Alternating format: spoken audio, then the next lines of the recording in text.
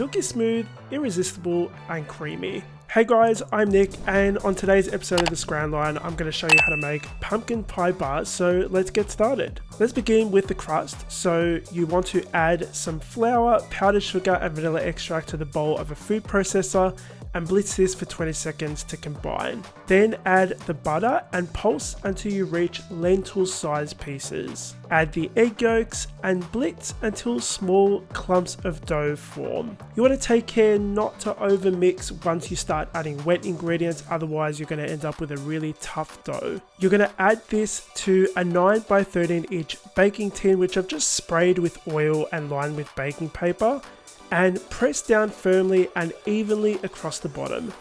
Set this aside in the fridge, and let's move on to making that really easy filling.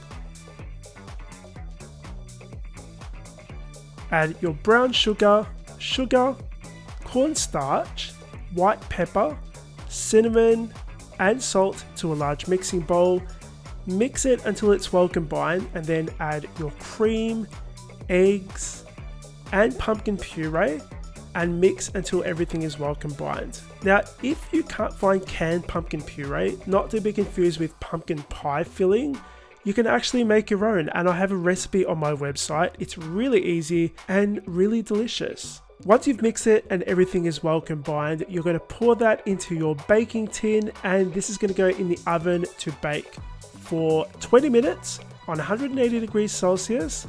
Then you want to turn it around and bake for another 20 minutes. When this comes out of the oven, it will be slightly jiggly in the center. I filmed it from like 100 different angles so you guys can see it.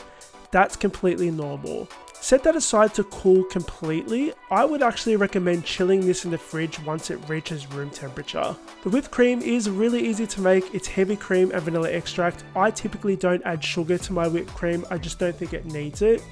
Whip this until you reach stiff peaks. The pumpkin pie has chilled in the fridge for a couple hours. I actually left mine in there overnight, and we are going to slice it up in some bars, and I'm using an open star tip to pipe some little bits of cream on top before I dust it with some cinnamon. These are ready to serve, and they're so creamy and delicious, guys.